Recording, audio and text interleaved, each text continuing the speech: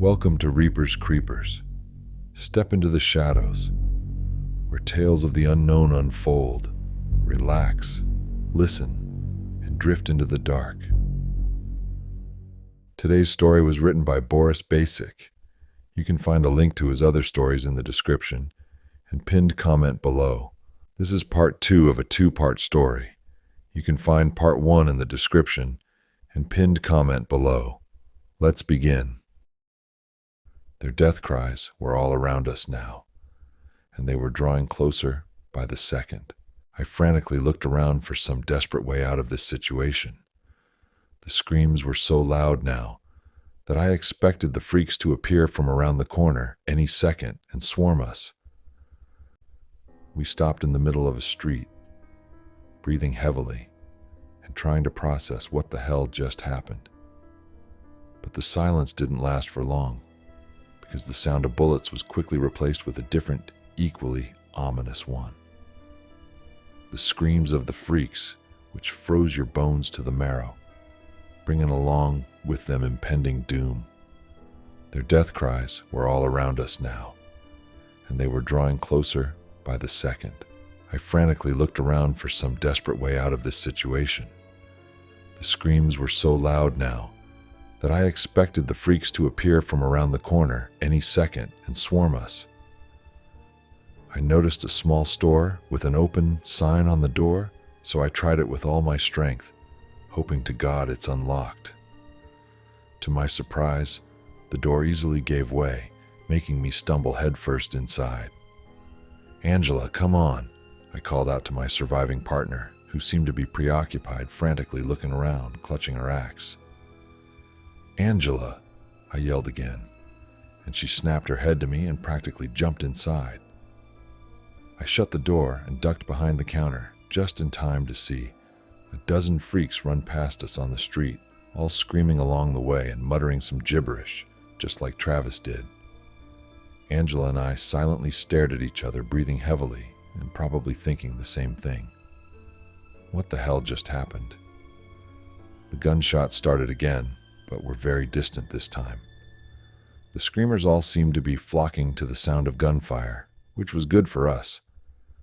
A few more minutes passed as we listened to the cacophony of bullets and screaming, with an occasional freak running past the store. Eventually, Angela and I started to regain our composure when all the outside noise died down. "They shot Ricky," she said, looking down. "They shot him. Listen, we need to keep moving." I approached her, glancing at the street every couple of seconds. "We're not safe here, and evacuation obviously isn't happening. Do you know of any other safe places?"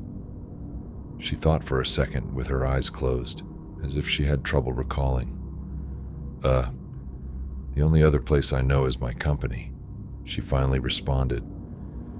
"It's got pretty good security, but I don't know how safe it is there now.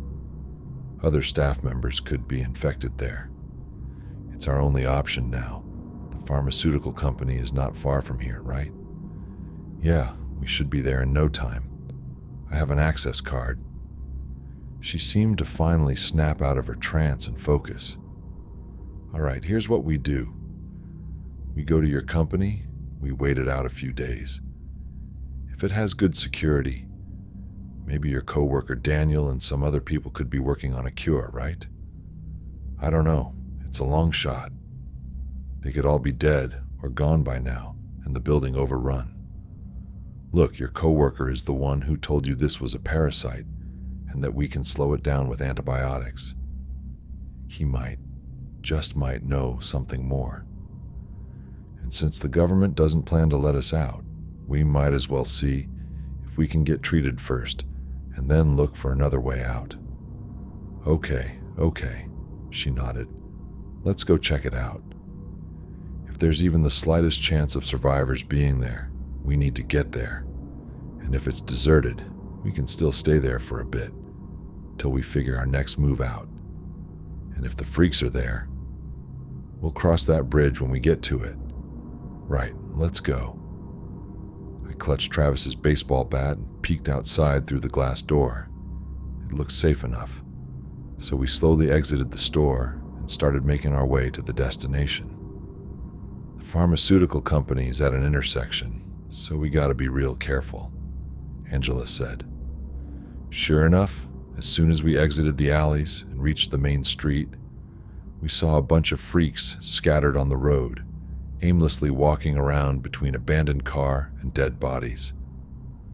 Their footsteps looked unnatural, almost as if they forgot how to walk and were now learning it from scratch. From time to time, they would scream, shout some gibberish, or even violently cough and retch. We can use the garage to get to the entrance, Angela said, and pointed to a security barrier which opened to an underground garage. Carefully, we descended down, making sure we made as little noise as possible. The outside noises faded once we reached the bottom, which greatly improved our morale. A lot of the cars over here seemed untouched. Only a couple vehicles were crashed and left like that, so whoever had parked here never had a chance to escape. We stuck to the walls, and it's a good thing too, because soon we heard another discontinued scream. We froze in our tracks, trying to identify where it was coming from, but it was difficult due to the echo and the size of the garage. Another scream echoed. Have they found us? We waited for what seemed like ages, but nothing happened. I decided to take a peek and realized there was one man in a business suit standing in the middle of the garage. He was facing away from us, just standing, and his head twitching every now and then in an uncontrolled motion. The door's right there, Angela whispered, pointing to the left of the freak. I thought about sneaking past him, and there was a good chance we could have made it, but it was a gamble. Give me your axe, I told her, and she hesitantly gave it to me, asking what I was doing. I looked around again to see if there was anyone else in the garage, but it seemed clear. Stay here until I take care of him, and if he sees me, don't try to help me. We're both just gonna get killed. I inhaled deeply and started taking very slow steps toward the freak. I held my breath, afraid that even the slightest noise would alert him. The freak shrieked and then went silent. He hadn't seen me yet.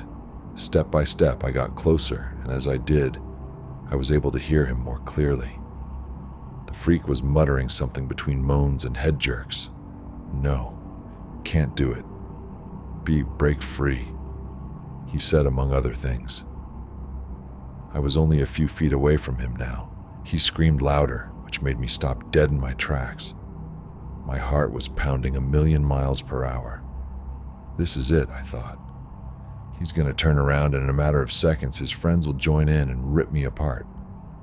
But he just went silent again and continued doing what he was doing before. I gripped the axe as tightly as I could, exhaling silently and bracing myself. Before I could give myself the chance to chicken out, I raised the axe above my head and brought it down with full force. The freak jerked his head in my direction one last time, just in time to see me, but it was too late. The axe connected with his collarbone, bringing him down to his knees with blood spurting everywhere. He tried to open his mouth to utter something, but only a soft gasp came out before he fell sideways, his eyes still open as the pool of blood started to form around him. Oh shit. I gasped at the sudden realization of what I had just done. I felt sick all of a sudden, and had I eaten prior to that, I would have emptied the contents of my stomach. I just killed a human being.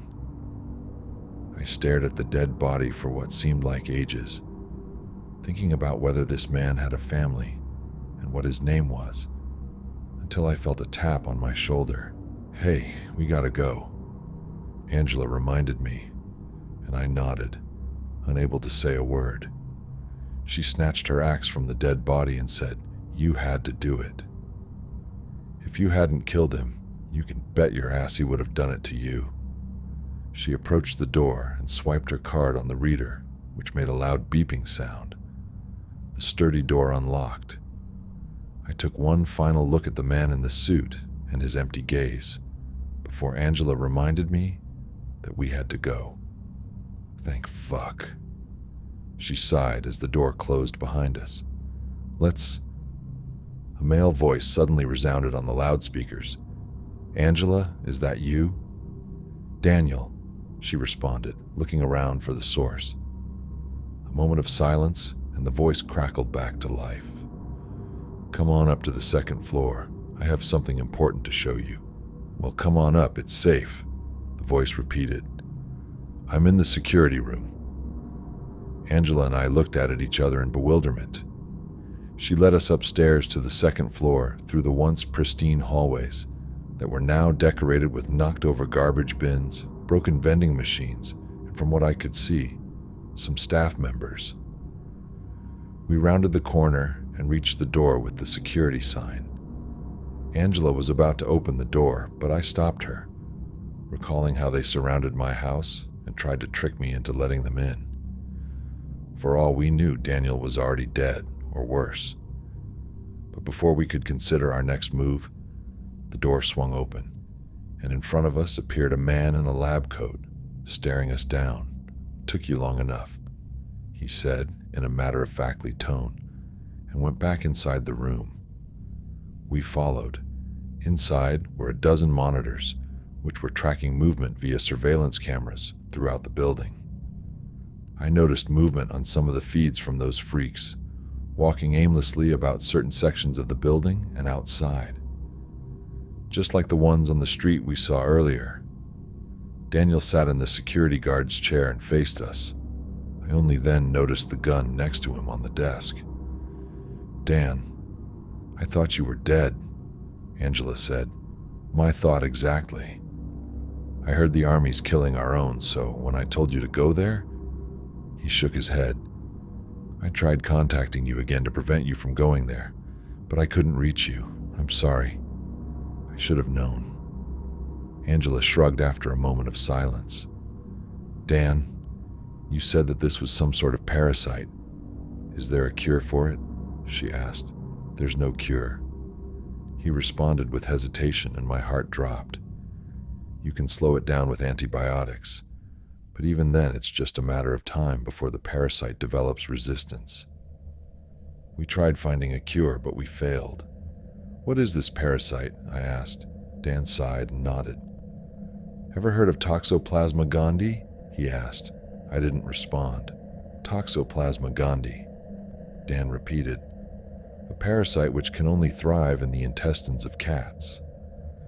It infects a rat and takes over its mind. It then allows the rat to become easy prey and be eaten by the cat, which ingests the parasite, and voila, it lives a happy life. Now, the parasite itself doesn't harm humans. It causes some minor behavioral changes, yes, but people can live with it without ever knowing they have it. This wasn't all just an accident, was it? Angela and I listened carefully, holding our breaths. Dan sighed, looking embarrassed. No, it wasn't. He continued after a short pause. The government was highly intrigued by the psychological changes T. Gandhi caused in humans, so they thought, what if we could control the parasite and use it to our advantage? So they established a fake pharmaceutical company in this town and moved us to conduct the project here. They hired some citizens like Angela to retain the image of a normal company, but behind the scenes we were experimenting with the Gandhi. But why? I asked. Why use it? Lots of reasons, but the main one was creating an obedient and compliant nation. That was the initial goal, at least.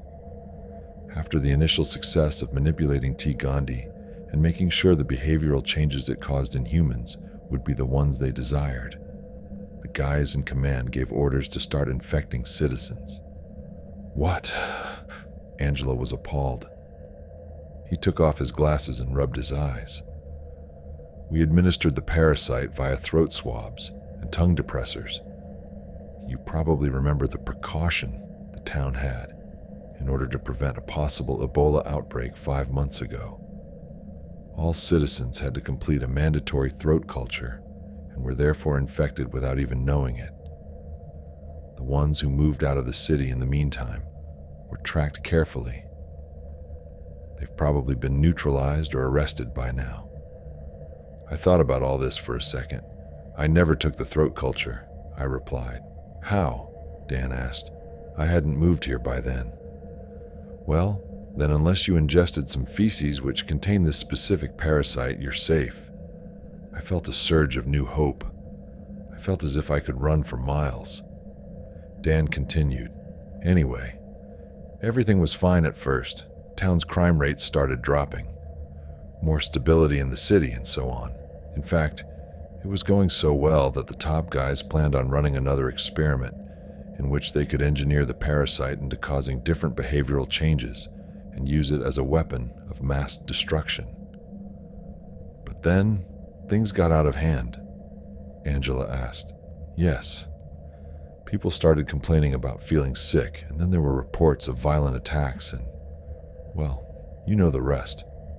I've observed some of the infected, and apparently, what happens is exactly like with the rats. The parasite takes control over the host. I don't know if the host is still aware, but my guess is he is. Probably like some other parasites, the host just can't control his actions. So, why would the parasite cause this kind of violent behavior? I asked. My guess is they want full control. They probably control most of the neurons in the host, but not all of them. My mind went back to all the things I had heard the freaks say since this all began. Find the host, no control, out. See this? Dan pointed to the camera feed on which we saw a freak at the front entrance twitching and holding his head as if he was in pain. Whatever human is left in that body is fighting for control, but the parasite is too strong. He turned back to us. After the outbreak, the government announced evac at a few checkpoints in the city, but they changed their plans when they realized the severity of the situation. A research team was to be extracted in case of an outbreak, but they never showed up, leaving us here to die. All those years working for them, and this is how they repay us. He stood up and paced around. He raised his index finger and continued. But the government doesn't know one thing. When they moved their research here, the team was aware of a potential outbreak, and the head of the research built a secret exit unbeknownst to his superiors. That's how most of the staff escaped from here. They're outside the city already, no doubt. Wait, they got out, Angela interrupted. Daniel reached into his coat pocket and pulled out a key. This key was given only to the research team. He gave it to Angela. Inside the storage on the second floor basement is a fenced-off area which you can open with this key. From there, it's a straight shot from the sewers to freedom. The superiors were always told it's a waste dump, so they never suspected anything. Wait, what about you? She asked. He smiled vaguely and sat back down. There's no escape from what I've done. This is my purgatory. You better go. It's only a matter of time before the government purges the city. Just then, a loud crash was heard downstairs. All three of us glanced at the camera feed only to see the freaks crashing through the glass doors at the entrance. Shit, looks like we're out of time, Dan said and shoved his gun to Angela. Dan? Angela started, but he raised his hand and silenced her. Go, he said impatiently. I'll distract them for you. Without hesitation, Angela and I sprinted down the corridor, which already had screams reverberating throughout it, and called the elevator. We waited, hoping it would arrive before the freaks did, and when it finally did, we jumped in and hit the B2 button. The last thing we heard before the door closed was Dan's voice shouting, "Over here, you infected freaks," and the screams becoming even more violent, if that was even possible. The sound of their footsteps and screams echoed through the pipes all around the elevator. As we descended and we prayed, it would not stop before reaching the basement. The screams grew weaker, and a few seconds later, the doors opened, and we stood in a dark hallway. Another very loud shriek echoed as one freak came right at us. But before he could reach us, Angela put a bullet in his forehead, silencing him permanently. We sprinted through the dark basement until we reached a sturdy-looking door. She used the key to open it and ushered me inside the dark, cluttered room, which was used for storage. On the other side of the room was a gated fence which led to a dark passage. Angela unlocked it and motioned for me to go first. I rushed inside, and as I did, I heard the sound of door closing and key turning in the hole behind me. I turned around and saw Angela standing behind the gate, a look of defeat on her face. "Angela, what are you doing?" I asked. She shook her head. "This is the end of the line for me." "Angela, wait, maybe you're okay. I can already feel myself changing," she cried. "You have to go without me." I was at a loss for words. I knew she was right, but my brain was looking for an alternate solution. Angela wiped her tears and reached into her pocket, pulling out a picture. She glanced at it and let out a loud sob.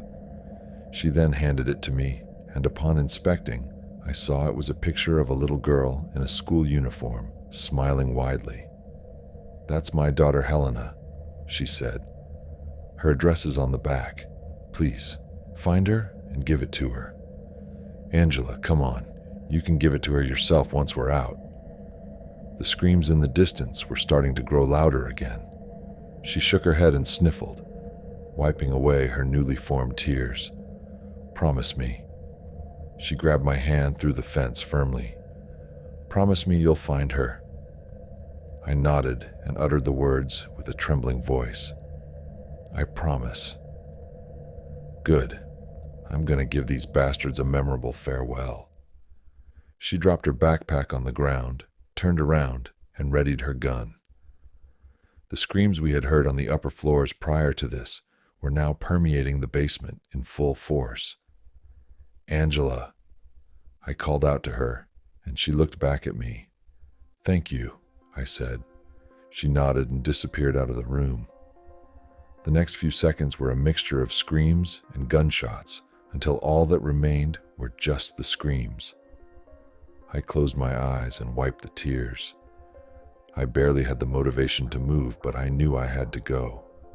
I had to get out and find Helena. The next few hours were a blur, trudging through smelly water in the sewers, with barely navigable corridors, until I finally saw the rays of sunlight coming between bars of another fenced gate. It was unlocked luckily, and I stepped outside into a canal filled with mud and probably shit. I heard the whirring of a helicopter and looked above in time to see it fly under the morning sun in the direction of the city. I glanced back, seeing the city, which was now cordoned off by huge walls and military vehicles around it. They were far away from me though, so I was safe. I pulled out Angela's picture to make sure it was still in my pocket and looked at the back of it. Below the address was Angela's personal message scrawled in a hurry. It said, "Mommy will always be proud of you, even if it means I can't always be there for you. I love you more than anything, baby. P.S. Listen to your dad while I'm not around." I suppressed the tears which I felt welling up in my eyes and put the picture back in my pocket. I changed my identity after that. News of the outbreak spread quickly, and the media showed the death toll, with the names of all the people who had died, including my own. The CBDC explained the incident to the media as an unfortunate outbreak of an unknown virus. They further mentioned that the city had to be completely sterilized, and the situation was now under control.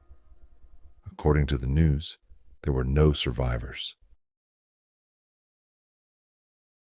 From Reaper's Creepers, the unknown retreats and the shadows release you for now. Join us again to drift deeper into the dark.